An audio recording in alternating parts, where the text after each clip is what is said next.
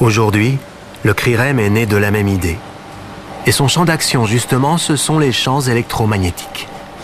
Par rapport à cette réflexion sur les effets des champs électromagnétiques, bien sûr, sur notre Terre, nous avons des champs électromagnétiques depuis la nuit des temps, mais depuis, on en a inventé d'autres.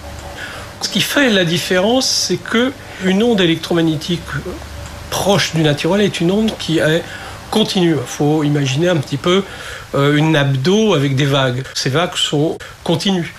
Par contre, les nouvelles technologies comme, si vous voulez, le portable, le Wi-Fi, le WiMAX, le fameux téléphone DECT, eh bien, se présentent avec des ondes qui sont hachées, coupées. C'est comme si à la surface de l'eau, eh bien, on voit des vagues mais avec des grandes coupures. C'est-à-dire on voit un paquet de vagues qui passe, puis ça s'arrête. On voit un autre paquet de vagues, puis ça s'arrête. C'est un petit peu le ressac qui arrive sur la plage.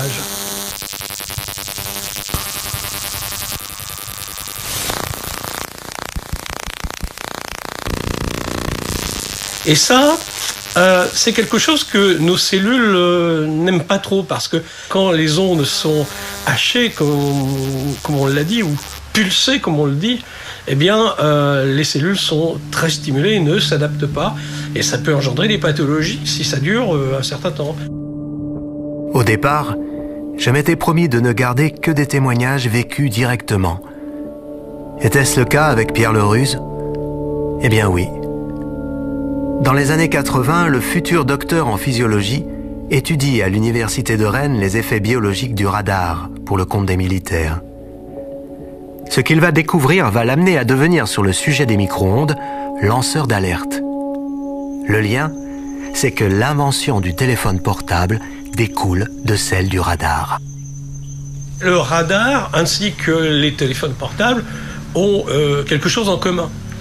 Les fréquences qui étaient utilisées à l'époque par les radars, eh bien, ont été abandonnées par les militaires parce qu'ils les trouvaient trop dangereuses pour les gens qui les manipulaient, c'est-à-dire pour les radaristes. Il y avait deux sortes d'effets. Le premier effet était l'effet thermique et bien évidemment, il y avait les autres effets qui sont les effets athermiques que les militaires appelaient à l'époque effets spécifiques, c'est-à-dire des troubles. Les gens ressentent des picotements au niveau des mains, ont des sensations de brûlure, ont des sensations de circulation inversée, c'est-à-dire que les membres deviennent froids. Et puis après, ils ont des troubles de l'agressivité, ils ont des troubles du sommeil, ils ont des troubles de mémoire.